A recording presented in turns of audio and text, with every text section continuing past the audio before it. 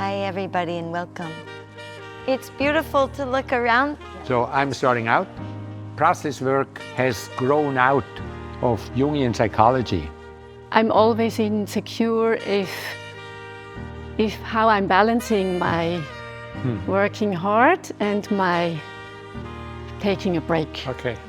How about we forget everything you said and we just play for a minute with this.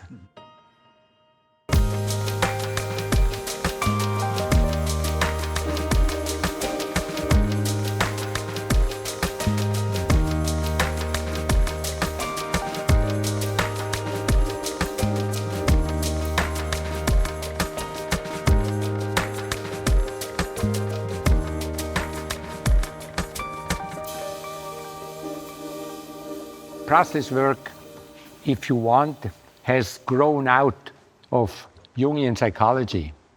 And one of the key elements in my understanding of processwork is that we are not being born as tabula rasa, as an open table or as an unwritten sheet where education is then forming you, but we are born with some kind of physiological DNA, but also with some kind of spiritual, psychological DNA.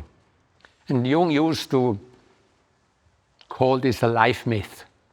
And at the end of his life, Carl Jung made a connection between childhood dreams that you remember, like night dreams as a childhood, and how this particular pattern that appears in your childhood dream, in your early dreams in your childhood, seem to be like organizing kind of element through your whole life till the end and beyond.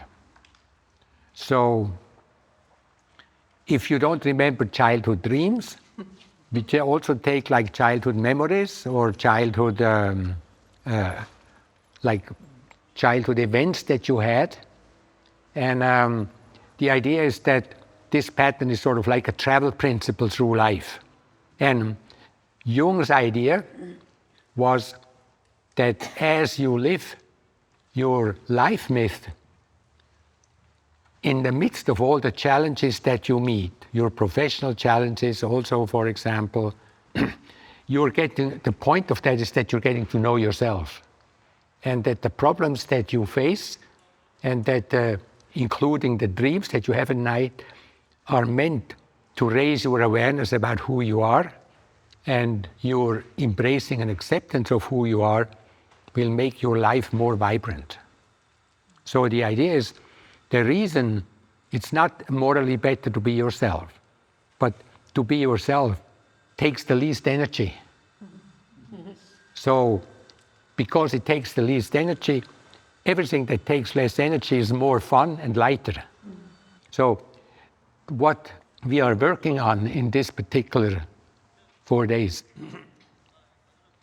is we have a space here in the middle where we work with individuals, and together with the individuals we work on discovering the momentary aspect of the life myth, how it struggles with whatever in your period of life is a challenge. And we're going to use, like we call an important part of that is an edge. So if you haven't known, we might not talk a lot about it, but the key issue is an edge. With other words, I am here, I have my life myth, and I'm in a situation that looks to me complicated, challenging, or overwhelming.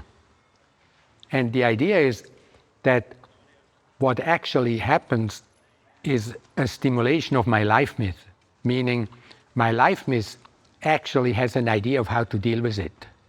So I don't need assistance or help from the outside.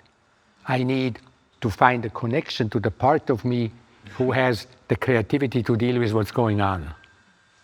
But in order to do that, the complication is I have to drop my identity. I have to drop the concept that I'm Max Schupbach. So dropping the identity and open up to something different, that particular aspect we call an edge. If you come from another paradigm, feel free the other paradigm. Terminology. I remember years ago, I gave a seminar on process work, and I went for a run with a founder of another paradigm. And on the running, he said, well, I saw what you were doing, but I don't think that's different from what I'm doing. I said, so what are you doing? He said, well, it's related to Gestalt. So I don't think that's really different. And I didn't know what to say. So I went back to my mentor. I said, like, what should I do? This person said, this is a Gestalt and it's no different from process work. And my mentor said, well, you just say, okay, call it Gestalt. It doesn't really matter. So this comes back. Yeah. However you name it and how you formulate it, we'll see. So that's the basic concept that we're going to use today. I mean, these 4 days.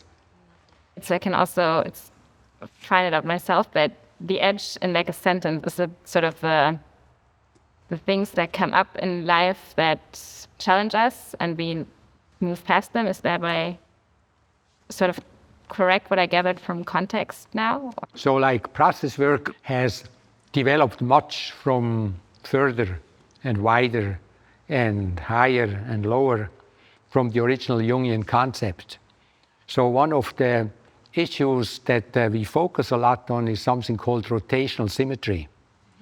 With other words, in the old days, people used, maybe you're still familiar with that, the concept of projection.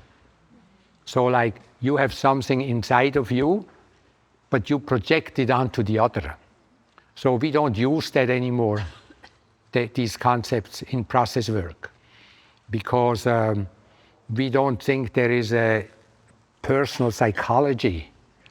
But I think your psychology is, as you go along, organized by what's happening around. So instead of, we think of role rotations. So for example, when you meet a particular role in the field, that role creates, so to speak, it's a complementary relationship.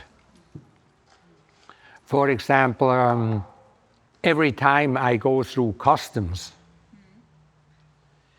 even if I don't have anything to smuggle,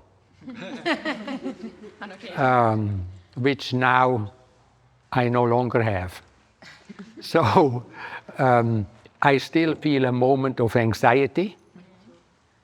And then classically, I would think there's some kind of a trauma with authority, whatever.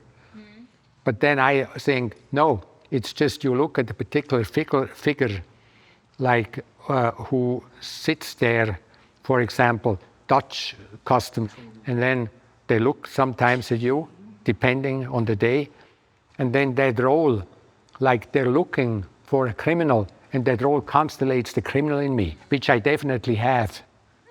Am I making sense? Yes. Yeah. So these are role rotational things. So edges are if you have to leave your identity and start to identify more with what's happening on the other side. Am I making sense? Yeah. So the idea is as the more you work on yourself, you don't become more whole.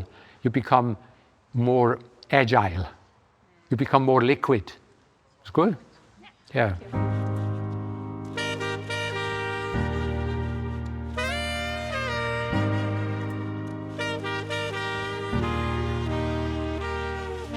Okay, so here we go.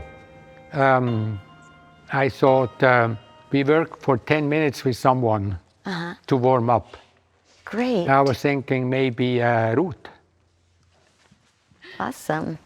Hello. That wasn't expected, was it? It was unexpected. When you have been speaking about the life myth, I was thinking about my life myth.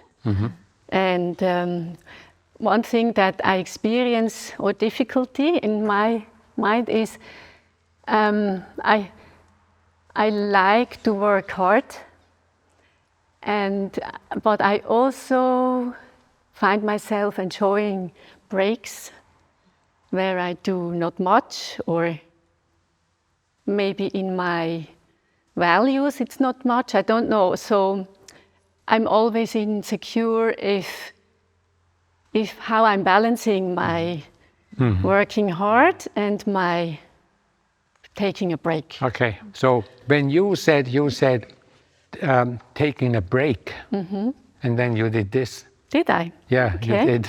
Yeah, it was this. Wow. You said taking a break. How about we forget everything you said, and we just play for a minute with this. Wow. Don't think, just enjoy the movement.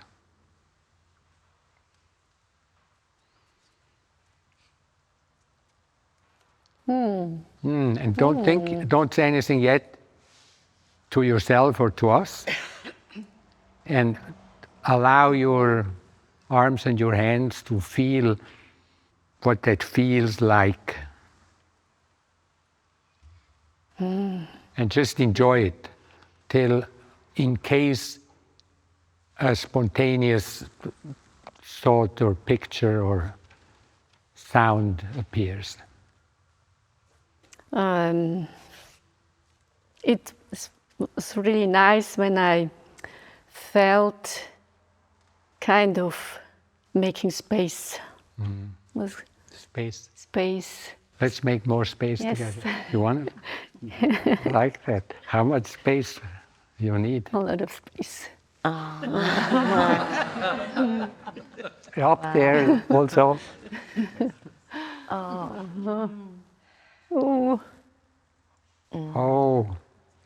You looked up and you said, ooh. And then was that an edge? Look up, ooh. What's up there? yes. Up is universe. Uh-huh.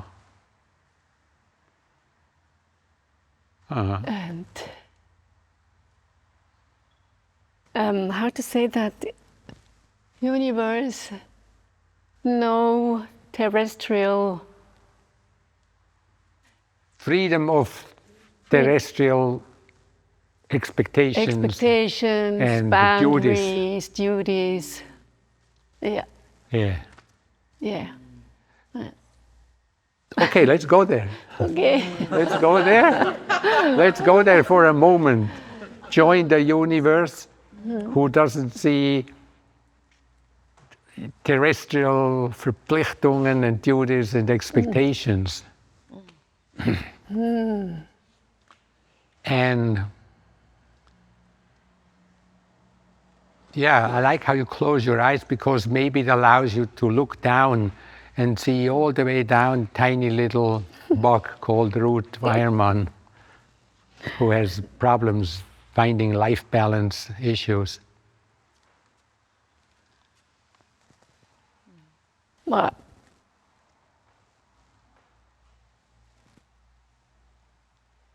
from out there, I would say it's okay. It's okay to take these breaks and not to be productive. Oh, To being unproductive, being dreamy, or sounds crazy. Working in the garden and seeing plants going and let me see if I can join you in the universe role. Yeah, so from here you look one of those earth creatures. yes. And you and the plants in the garden, you're all the same. From here, everybody just looks alive. And you can just be down there and enjoy being down there.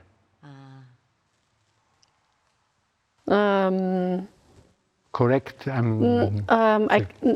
I can't feel into that one. Maybe it's too big of an edge, I don't know. Okay, let's go back. Well, I see you working in the garden. That looks really good to me up here. Yes. You and the flowers looks really good. And the salad. The salad. Yeah. And the flowers and snails and Yeah. the ants and Yes. I don't know. Other The ants animals. are important. Yeah, the ants are very Ants important. are important. Yes. And everybody is doing their thing there. Yes, everybody's doing their and thing. then Ruth is doing her thing, and the ants are doing their Yeah. thing, and the snails are doing their thing, and the salads are doing their thing. Yes. Yeah. Yeah, definitely. It's all right. It's all right. You don't have to do Anything. paperwork or you can just watch and enjoy. Watch and enjoy. Yeah, watch and enjoy. Yes. Watch and enjoy. Yes. You look happy. You looked up and over here. Yes. That's called happiness and a kind of a completion. Yes. What was completed? The other part is, or the more identified part is actually doing. You know, doing like creating.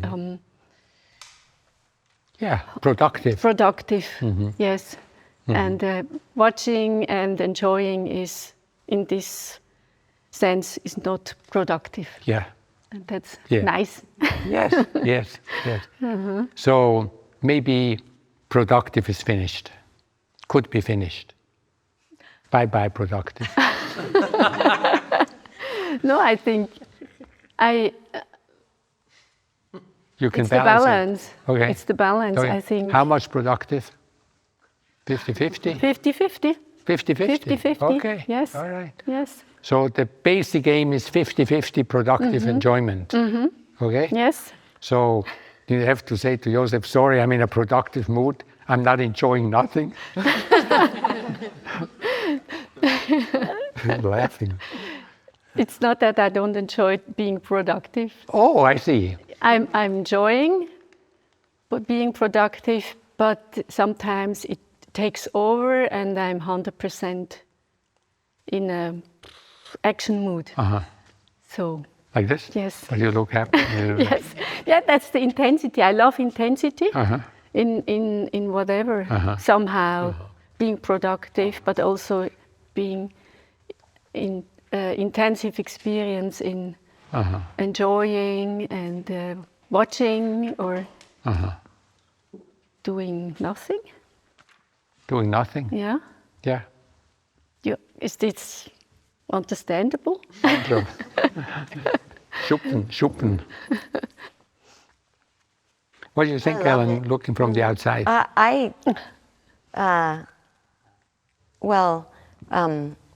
This space, I was joining. I mean, it was so beautiful to be there and watching and looking down. And sometimes that's gardening and all kinds of things. It's all great. Sometimes that might end up being something called productive.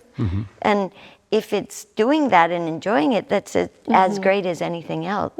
But like the space to be able to follow whatever it enjoys Yes. or is into. You're starting to consider you're not yet a half universe and half earth person, but you're starting to consider the possibility in your earthly existence that the universe might also should get its 50%. Yes.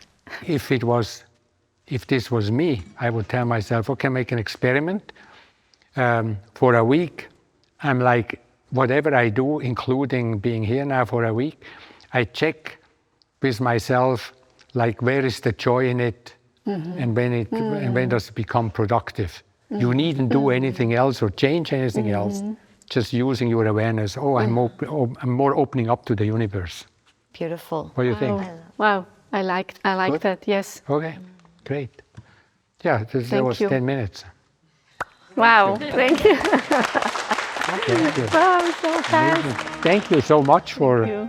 impromptu. Yeah, breaking the ice. Okay. So we ask for a question? Yeah, if anyone has one. Yeah. My name is Moritz. Moritz. Yes. Max und Moritz. Yeah. And I have a question which is kind of personal. So not personal, but it's my personal interest. How do you visualize when you do this kind of work? Great question, Moritz. Thank you. So in the beginning, there was the movement. So the movement for most people is a great area to work with, because unless you're a professional movement person, our movement is unintentional. So when in the beginning she said, I'm working on how to get along with this. But the hands were congruent with what she said. By congruent, we mean I'm trying to figure out how to get along with the two sides.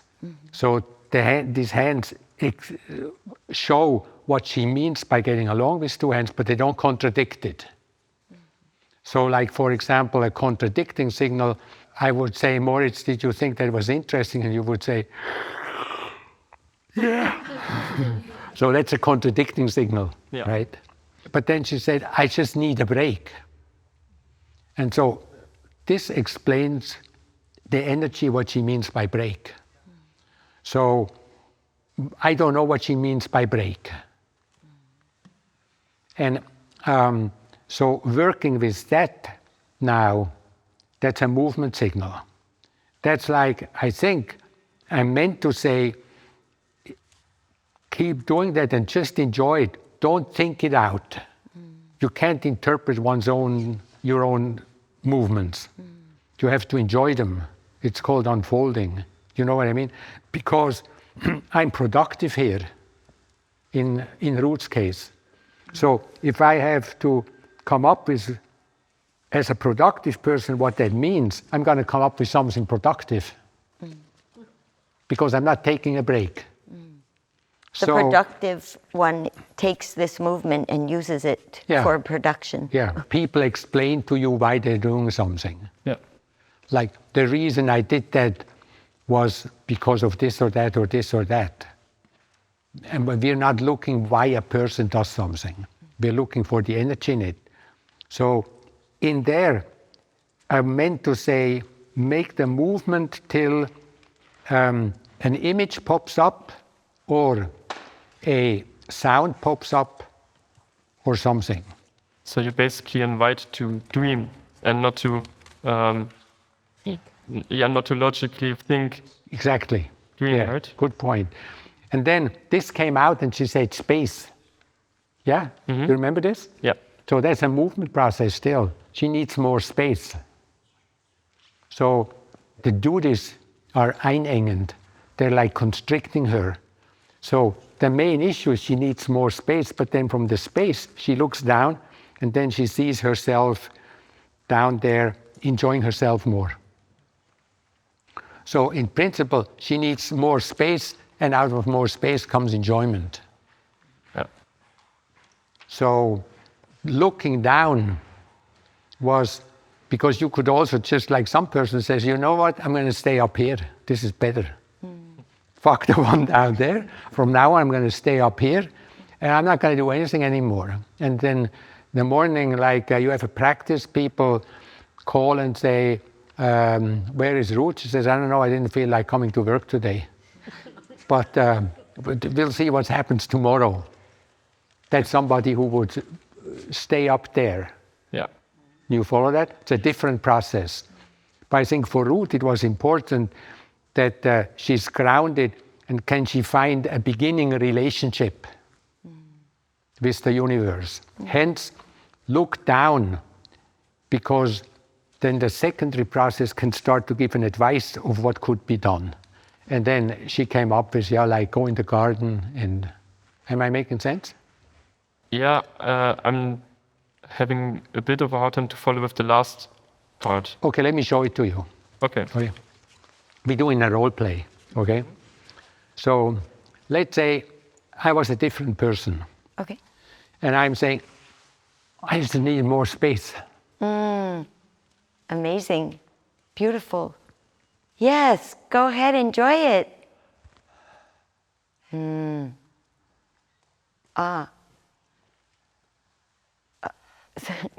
Yes, keep going. Follow that experience. Beautiful. It's It looks complete amazing. freedom. Oh, wow. Yes, you're completely free. Wow. Oh my God. Oh, you're sitting down. Yeah. Great. What's good about that? I felt like it. Perfect. You follow me? Now I'm free. I felt like it. I love it. Now, I show you another one, okay? So, yeah, Good job. Go ahead. Oh, you. that's what happened. No, so Ruth was up there, and then she came down. She didn't stay up. She came down. Yeah. So the two need a relationship. Wow. You follow this? It's a different phase. It doesn't stay up yet, or ever. Yeah. But it's a relationship. So instead of just flipping back into this, you can try and say, go back there and look down. What would you advise yourself? So the two can form a beginning relationship. Okay, thanks. Am I making sense? Yes, Yeah. I got it. So it's a different phase. So we have different phases, like some people, it's called phase one. Phase one is, I'm just enjoying the evening. Do you have any issues? Leave me alone with that, man. I had issues the whole day. Now I'm going to turn on the television. I'm going to watch Spain versus Belgium or whatever. Amazing, right? Life's good or whatever. It's like phase one. And then phase two is you become a problem. Like if you walk down, you see all those, like if we walk here from Neukölln, you see all the political posters. They're all phase two, meaning I have an issue, right? Sei kein Arschloch. Did you see? Meaning like I have an issue and I'm going to say it. And if you don't agree with me, you're an Arschloch. That's phase two, right? So phase two is not something that's going to change quickly. And then phase two is also say, no, I am suffering. I mean, I hate that I have to work, but there is the rent, there is this. I am forced to work. So I don't have time like these rich people to talk about life-work balance. I am working. I have to pay my rent.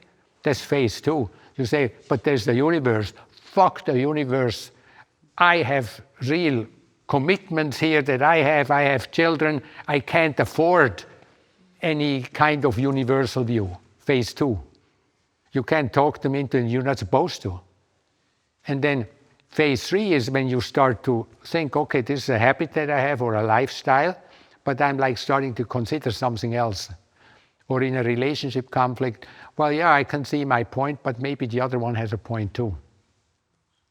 You follow this? Yes. And they're like sort of like different types of relationships to what we call a secondary process or a dreaming process. Okay, Okay? thank you. Okay. Thank you. Great. That was great. I actually never got that, and I was sort of more in a guessing game mode when how you described it has to do with the relationship between the two. When you would be here and say, what would you advise, versus when you would let it just help it to unfold, and that was really helpful. Yeah. Yeah. So what would you advise is a standard element of exercises and seminars, because a lot of people who come to seminars are around phase 3. These phases are not strictly differentiated. They sort of flow into each other.